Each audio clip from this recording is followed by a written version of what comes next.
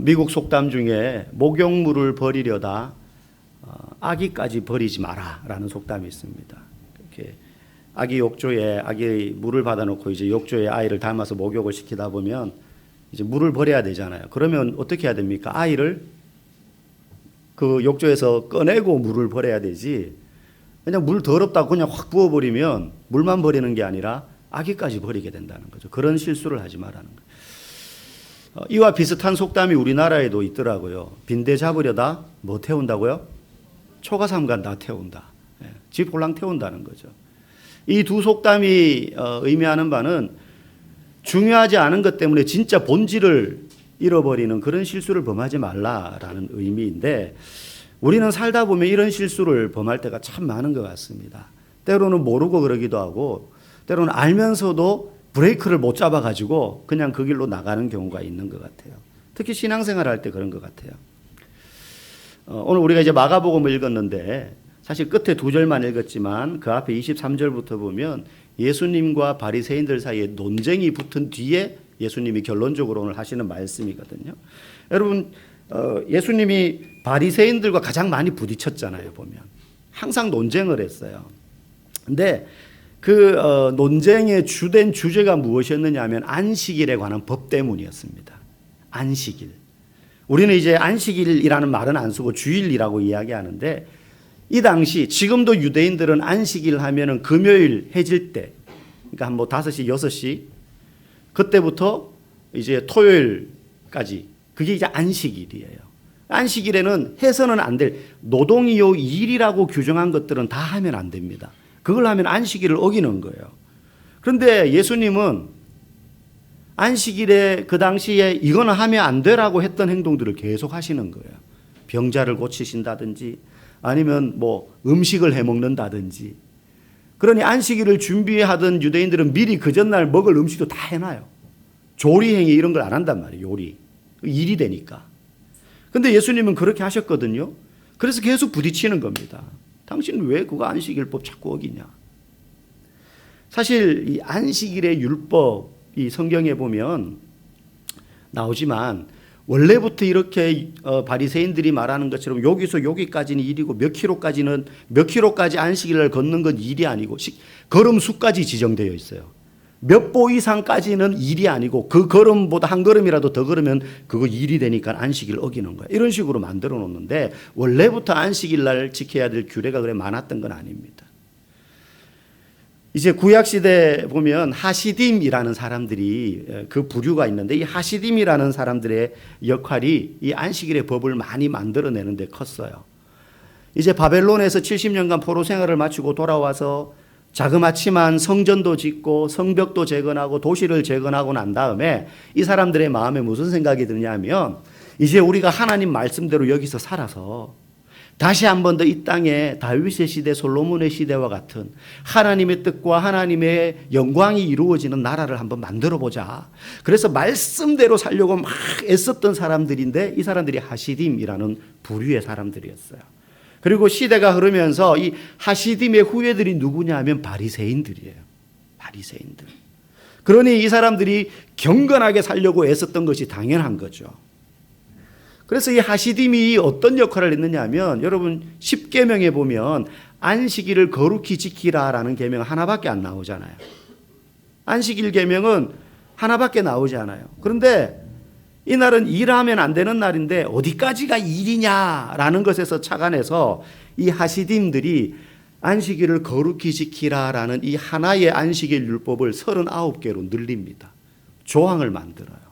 그리고 39개의 조항마다 6개의 부칙을 또 만들어요. 그러니 39 곱하기 6 하면 몇 개가 됩니까? 네, 234개. 234개의 안식일 수칙이 생겨버리는 거. 이건 하나님이 만드신 게 아니에요. 전통처럼 굳어진 거죠. 우리가 말씀대로 정확하게 살려면 정확하게 이 규칙들을 만들어야 돼. 아주 꼼꼼히. 뭐 의도는 뭐 좋았다고 생각을 해요. 근데 그 규칙들 중에 이런 게 있는 거예요. 안식일 날 길을 걷다가 갑자기 담장이 무너졌어요. 요즘 같으면 담장이 갑자기 무너질 일이 없지만 옛날에는 그 흙담, 돌담이란 말이에요. 비 오고 바람 맞고 이러면 그냥 허물어지거든요. 가다가 갑자기 담이 무너져서 사람이 깔렸어요. 그러면 그 다음 사람이 지나가다가 저기 사람이 깔렸네? 그러면 가서 저 사람이 죽었는지 살았는지 확인을 해야 될 거 아닙니까? 그러려면 돌을 치워야 되잖아요. 그런데 이들이 만든 규칙에 돌을 치우는데 안식일 날에 어디까지 돌을 치울 수 있느냐? 이 사람이 죽었는지 살았는지 확인될 정도만 돌을 치워야지 되지, 만약에 죽었는지 살았는지 확인도 안 하고 돌을 확 다 치우면 그거 안식일 법 어기는 거예요. 너무 웃기잖아요. 그래서 만약에 생사 확인할 정도로만, 안식일 법을 안 어길 정도로만 돌을 치워서 보니까 이 사람이 죽었어요. 그럼 시체를 치울 수 있느냐? 그날은 안식일이기 때문에 시체를 못 치워요. 그냥 내비뒀다가 그 다음날 와서 시체를 치워야지 되는 거예요. 이런 식으로 만든 거예요, 하시딤들이. 이게 규정이 세분화되다 보니까 사람들이 이걸 중요시 여기는 거예요. 그래서 어떤 문제가 생기냐면 전부 다 이 234개의 규정을 안식일 날 사람들이 지키나 안 지키나 서로 감시를 하게 되는 거예요. 어기나 안 어기나. 그러다 보니 진짜 안식일의 의미는 잊어버리고 그 규칙이 율법이 되어서 사람들을 감시하고 판단하고 정죄하게 되어버렸다는 것입니다. 이 지점에서 바리새인들과 예수님이 부딪히는 거예요. 바리새인들이 눈에 볼 때 예수님은 눈에 볼 때는 그 법을 어긴 것처럼 보이거든요. 어긴 거 맞죠? 그런데 예수님은 안식일의 규정을 목숨처럼 여기다가 진짜 안식일의 의미는 잊어버린 바리새인들을 교훈하고 꾸짖기 위해서 어쩌면 그런 행동을 하셨던 거란 말이죠. 그러니 계속 부딪히는 겁니다. 그런데 그 부딪힘 끝에 오늘도 이제 그렇게 부딪힌 내용이에요. 앞에 보면. 그 끝에 오늘 27절에 예수님이 뭐라고 이야기하십니까? 우리 같이 읽어봅시다. 시작. 또 이르시되 안식일이 사람을 위하여 있는 것이요 사람이 안식일을 위하여 있는 것이 아니니. 예수님이 결론을 내시는 거예요. 안식일이 존재하는 목적은 사람을 위해서다는 거죠. 안식일보다 사람이 더 중요하다는 거예요. 안식일을 지킨다는 이유로 사람을 잃어버리면 안 된다는 겁니다. 돌담에 깔려 죽었는데 꺼내보니까 살았어요. 지금 돌을 치워서 이 사람을 꺼내면 살릴 수 있는데 안식일을 지켜야 되니까 더 이상 돌을 꺼내면 안 돼. 바리새인들은 그렇게 말했단 말이에요. 근데 예수님이 안식일이 사람을 위하여 있는 거다. 사람이 안식일을 위하여 있는 게 아니다는 거예요. 진짜 중요한 건 사람인데 우리는 신앙생활을 하면 할수록 신앙적인 절차와 과정과 형식과 모양을 점점 더 중요하게 여기게 되더라는 거예요. 여러분 신앙생활을 오래 하셨거나 모태 신앙이겠거나 아니면 특별히 열심히 하는 사람들은요, 자신이 은혜 받는 길이 무엇인지 압니다. 어떤 사람은 기도 많이 하다가 은혜 받아요. 그래서 좀 신앙의 슬럼프에 빠지면 기도의 자리로 나옵니다. 어떤 분은 찬양하면서 막 은혜 받아요. 찬양하면서. 그래서 늘 집에 찬양을 틀어놓고 부르는 걸 좋아하고 또 예배 시간에 찬양하면 막 위로가 되고 회개도 흘러나오고 그래요. 어떤 사람은 말씀을 들으면서 은혜를 받아요. 이거 사람마다 상황마다 사실은 다 다르거든요. 예, 공통된 부분들도 있겠지만 동일하지 않습니다. 모든 사람에게. 그런데 우리는 자기에게 익숙한 방법과 길이 마치 규칙인 것처럼 여기게 돼요. 어느 순간. 근데 여기서 문제가 발생하는 거죠. 자기처럼 안 하는 사람을 판단하게 되는 실수를 범할 수 있다는 것입니다. 새벽기도 열심히 나오는 사람은요, 다른 사람이 새벽기도 나오는지 안 나오는지만 보여요. 저 사람 새벽기도 안 나왔네. 제가 부목사 때 그 교회는 이제 커서 부목사가 여러 명이었습니다. 그 교회 이제 그러니까 장로님들도 여러 명이죠. 장로님들이니까 아무래도 멀리 아주 멀리 계시는 분들은 몰라도 그 동네에 계시는 장로님들은 이제 다 새벽기도 나오시죠, 당연히. 장로님 정도 되면. 근데 그 중에 이제 열심히 새벽 기도를, 이분은 혹가다 주일은 빠질지 모르고 새벽 기도를 목숨같이 지키는 분이셨어요. 근데 이분이 그 교회 부목사들이 새벽 기도를 나오나 안 나오나를 항상 체크하세요. 항상 체크. 부목사들한테 말하진 않아요. 교역자 중에 누가 새벽 기도 빠지나 다 체크하셨다가 한 번씩 이제 담임 목사님께 얘기합니다. 목사님, 요즘 부목사님들이 군기가 빠진 것 같습니다. 그렇게 이야기를 합니다. 여러분, 그 장로님이 새벽 기도 시간에 제대로 말씀이 들어오고 기도가 됐겠어요? 눈을 감으면 빠진 그 부목사 얼굴이 눈에 아른아른 거릴 것이며 저 사람은 왜 빠졌을까? 무슨 일이 있을까? 오늘 몇 번째네? 뭐 이런 생각들이 자꾸 그거 묵상하느라 아마 제대로 기도하기가 좀 쉽지 않으셨을 것 같아요. 자기 손해죠. 물론 이제 그 목사님, 담임 목사님은 인격적이셔서 그거 가지고 이제 뭐 좀 참 힘들면은 그래도 웬만하면 빠지지 마. 뭐 이 정도로 이렇게 부목사들에게 이제 좋게 말씀해 주셨어요. 예. 뭐 저는 거기에 대상은 아니었지만 어쨌든 주일 성수를 중요하게 여기는 사람은 주일날 누가 빠지는지만 보여요. 보려고 하는 게 아니에요. 그냥 그게 보여요. 사실 제가 그렇습니다. 목사니까 성도 중에 누가 주일날 빠지는지 내가 보려고 보는 게 아니라 그냥 눈에 들어오잖아요. 우리 뭐 많은 성도도 아닌데. 그죠? 교회에서 봉사하지 않고 아무 일도 하지 않는 사람을 보고 제일 마음이 불편한 사람이 누굴까요? 열심히 봉사하는 사람이 불편한 거예요. 나는 이렇게 힘들게 일하는데 저거는 마리아처럼 앉아가지고 뺀질뺀질거리게 봉사는 안 하고. 성경 공부를 중요하게 생각하는 사람에게는요, 성경 공부하지 않는 사람은 성도도 아닌 거예요. 다 그렇다는 게 아닙니다. 자기가 하나님을 만나고 하나님의 은혜를 받는 경험이 생기고 그게 익숙해지면 때로는 그게 답처럼 여겨지고 자기의 신앙생활이 모범답안처럼 되어버리는 일이 생길 수 있다는 거예요. 여러분, 교회가 굳어졌다, 교회가 늙었다 하는 증거는요, 교회가 세워진 지 연수가 오래된 게 아니에요. 교회가 늙었다라는 증거 중에 하나가요, 중요하지 않은 그 무엇이 신앙적인 행위가 엄청 중요한 전통이 되어서 그런 전통들이 늘어날 때 그 교회가 굳었구나, 늙었구나라고 평가할 수 있는 거예요. 한국 교회 좋은 전통이 있죠. 새벽 예배, 수요 예배, 금요 철학, 뭐 이런 기도와 예배에 대한 열심이 특심합니다. 그런데 여러분, 이건 성경에 없어요. 그리고 수천 년 교회 역사에도 금요 철야 수요 예배 새벽 기도는 없어요. 없습니다. 한국 교회만 가지고 있는 독특한 신앙의 열심이에요. 그리고 이 새벽 기도, 철야 예배, 이런 예배와 기도의 열심 때문에 한국 교회는 이렇게 부흥해 온 것도 부정할 수 없는 사실이에요. 좋은 것이지만 이걸 만약에 우리가 율법처럼 여기고 하나님의 말씀처럼 여겨서 이걸 안 지키는 사람을 판단한다면, 왜 저 사람은 새벽기도 안 나오지? 교회 중에 새벽 예배 안 드리는 교회 많습니다.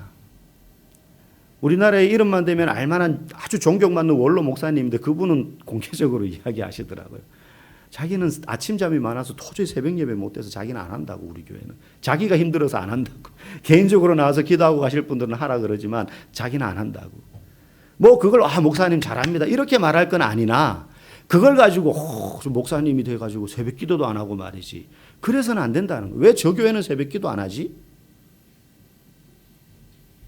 여러분, 애쓰지 않는 성도를 보고 열심히 신앙생활 하도록 우리가 도전하고 권유하고 권면할 수 있지만, 그렇다고 해서 그거 안 한다고 판단하고 규정하게 되면 빈대 잡으려다 초가삼간 태우는 일이 생길 수 있습니다.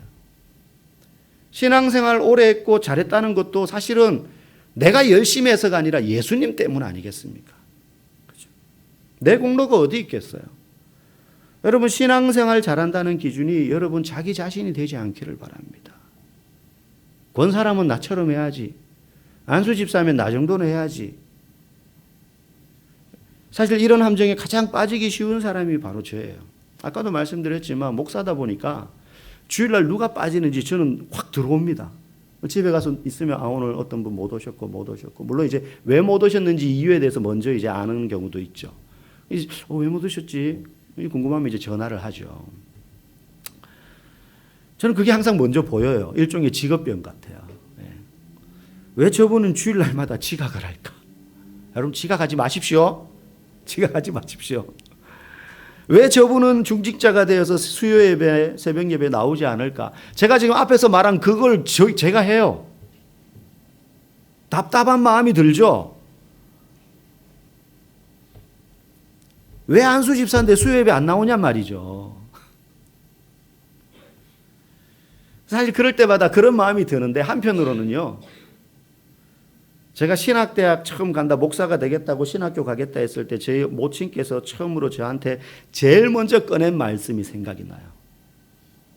그 힘든 주의 길을 어떻게 가려고 하느냐, 뭐 이런 말씀도 아니고, 그래 우리 집에 목회자가 났구나, 참 하나님께 감사하다, 이런 믿음의 언어도 아니었고, 저희 모친 야야 네 새벽잠 많아서 평생 새벽기도 어떻게 할래, 이게 제일 첫 마디셨어요. 잘 아니까 아들을. 솔직히 고백합니다. 저 신학교 가기 전까지 새벽기도, 뭐 특별 새벽기도 때나 나가봤죠. 평소에 제가 자진해서 나가본 적 없어요.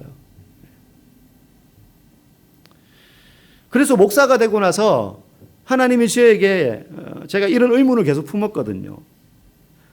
목회자로 헌신하고 난 다음에도 이게 정말 내 길이 맞습니까? 소명의식을 가지고 시작했지만 중간중간에 막 확인하는 시간들이 있단 말이에요. 누구에게나. 내가 정말 여기서 스톱하고 돌아갈 수 있는데 이걸 넘어가면 이제는 스톱 못하는데, 뭐 이런 결정적인 계기들이 있으니까요.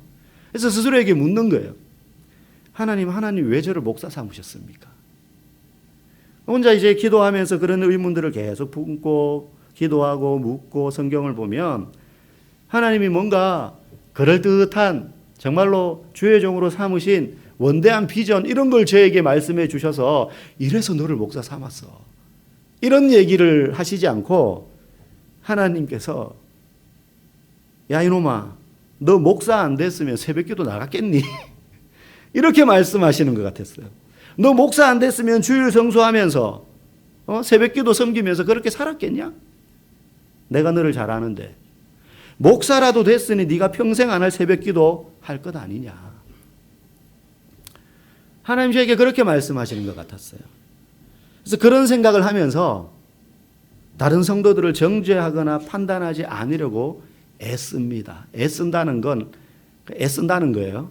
판단할 때도 있고 정죄할 때도 있지만. 그거 묵상하기, 그 집사님, 박 권사님, 최 집사님, 이 집사님, 이거 생각하기 시작하면요, 일단 제가 은혜를 못 받아요. 눈 감으면 그분들 얼굴이 아른아른거릴 것 아닙니까? 왜 저분은 안 나오지? 왜 저분은 더 열심히 안 하지? 은혜가 안 되는 거예요, 일단 저에게. 여러분, 율법이 중요하지 않거나 규정이나 교회의 조직이 중요하지 않다는 게 아닙니다. 헌신이나 열심이 중요하지 않다는 게 절대 아닙니다. 저는 여러분들이 정말 헌신했으면 좋겠어요. 여러분이 받은 직분의 무게에 결코 가볍지 않게 신앙의 행위를 했으면 좋겠어요. 아마 그런 분은 제 눈에도 볼 때 이쁜데 주님이 보실 때 얼마나 더 이쁘겠어요. 사람 눈에도 그런데 그렇지 않겠습니까? 그런데 그 율법도 직분도 조직도 규정도 규칙도 전통도 하나님 잘 믿자고 만들어진 것 아니겠습니까? 그런데 하나님을 믿는 믿음은 온데간데 없고 율법을 지키는 내가 더 중요해져 버리면 안 된다는 거예요. 나는 율법을 지켜. 나는 열심히 헌신해. 나는 새벽 기도를 빠지지 않아. 나는 목사야. 내가 11조 제일 많이 해. 내가 이 교회 창립 멤버야. 결국 하나님보다 내가 더 높아지는 일이 생겨버리면 안 된다는 것이에요. 교회는요, 규칙도 잘 지키고 신앙생활도 열심히 해야 되지만 그 모든 것들이 은혜보다 앞설 수 없습니다. 은혜보다 앞설 수 없어요. 왜냐하면 교회는 기본적으로 하나님의 은혜로 구원받은 자들이 모인 공동체이기 때문입니다.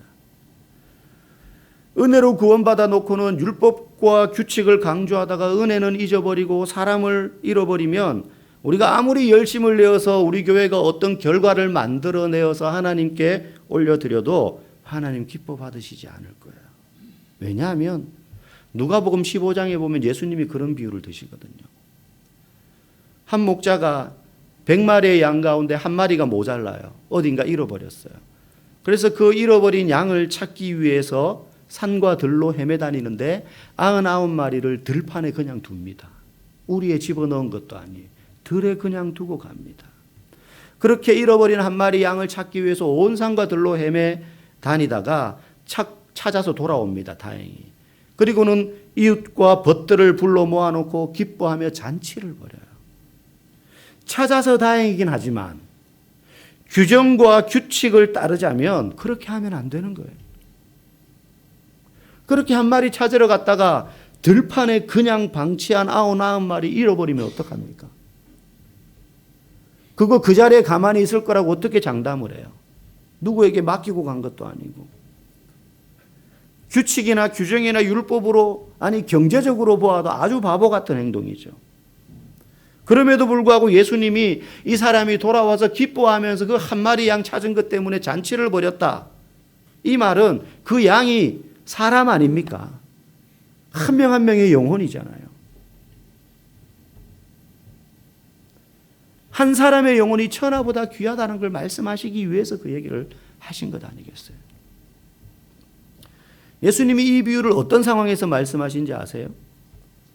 그 한 마리 양을 찾으러 떠난 목자의 비유를 말씀하신 이유는, 이 비유를 말씀하시기 전에 예수님이 세리와 죄인들이 예수님께 찾아옵니다. 예수님의 말씀을 듣기 위해서 나왔고 그들에게 말씀을 전하시면서 교제하면서 그들과 함께 대화하시고 음식을 같이 막 먹기 시작하신 거예요. 그 모습을 보고 지켜보던 또 등장한 바리새인과 서기관들이 예수님을 향해서 수군거리는 거예요.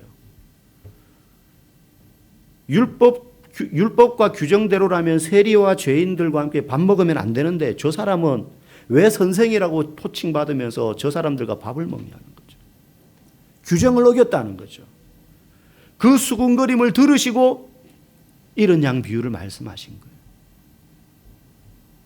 그러니 오늘 우리가 읽은 본문의 안식일 논쟁이랑 똑같은 이유예요. 왜 규정을 어기고 왜 율법을 어겼냐는 거예요.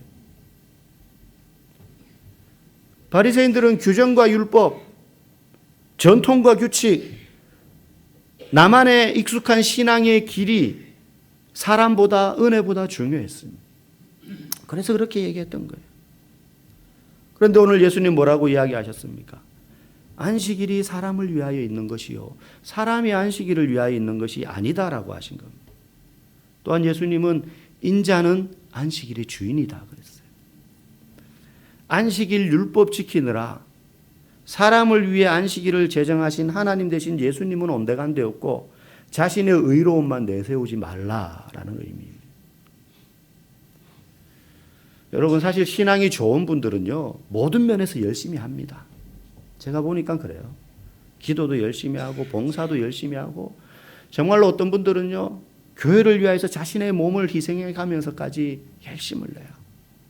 정말로 하나님에 대한 열심과 교회를 섬기고자 하는 열심이 특심한 분들이 있어요. 저는 그게 너무 자연스럽고 좋은 거라고 생각합니다. 그런 분들에 의해서 교회는 돌아가요. 우리 교회도 그런 분들의 헌신과 손때가 곳곳에 묻어 있습니다. 하지만 그보다 중요한 것은요 은혜가 넘치는 공동체가 되는 것입니다. 저는 여러분들이 주일날 교회 나오는 것이 즐겁고 행복하기를 원합니다. 억지로 의무를 이행하려고 안 나가면 목사님이 전화할까 봐 하나님한테 벌 받을까 봐 그게 무서워서 신앙생활 하는 분 한 분도 없기를 바랍니다. 그렇다고 오늘 설교를 듣고 집에 가서 아내한테 남편한테 가족들한테 자 이제 주일날 교회 안 가고 다른 데 가는 거 가지고 나한테 너무 뭐라 그러지 마. 봉사 안 한다고 눈치 주지 마. 목사님이 그러지 말랬어. 이렇게 적용하시면 안 돼요. 자신의 신앙을 기준으로 삼아서 그렇지 못한 사람을 비난하거나 정죄하면서 자신의 의로움을 드러내고 규정과 규칙 때문에 은혜와 사랑을 잃어버리지 말라는 것입니다. 그 사람을 위해서 기도하시면 돼요. 여러분 제일 답답한 건 저예요. 저분 열심히 했으면 좋겠는데 저분 저 직분에 어울리게 행동했으면 좋겠는데 안 하는 모습을 보고 제일 답답한 건 저예요. 그런데 여러분 사랑은 오래 참는 것 아닙니까? 오래 참는 겁니다. 변함없이 자신은 그런 성실함으로 하나님 앞에서 신앙생활 하시면 됩니다. 여러분 좋은 신앙이란 다른 사람을 나의 기준으로 판단하고 규정하지 않는 신앙입니다. 그리고 그 사람을 위해서 그의 믿음이 자라고 그가 헌신할 수 있도록 돕고 기도해 주는 것입니다. 좋은 신앙이란 규칙과 의무에 의해서가 아니라 은혜와 사랑으로 신앙생활을 하는 것인 줄 믿습니다. 우린 다 허물이 많아요. 우린 다 실수가 많고 약점이 많은 사람들이고 자기 발로 자기 다리를 걸어서 넘어질 수 있는 사람들입니다. 여러분, 우리 교회가 저는 모든 일에 열심을 내는 교회가 되었으면 좋겠어요. 목사로서. 그런데 그보다 더 조금 더 은혜가 넘치는 공동체가 되었으면 더 좋겠습니다. 다 함께 우리가 함께 이 신앙의 길을 조금 더디가 않은 것 같아도 함께 이 신앙의 길을 걸어갈 때에 은혜의 바람이 우리를 밀고 또 성실함으로 정말로 그 직분을 넘어서는 열심으로 앞장서 가는 분들의 뒤를 따라가며 함께 우리 교회가 좋은 신앙을 가진 이들의 교회로 그렇게 세워져 갈 수 있기를 주의 이름으로 간절히 축복합니다.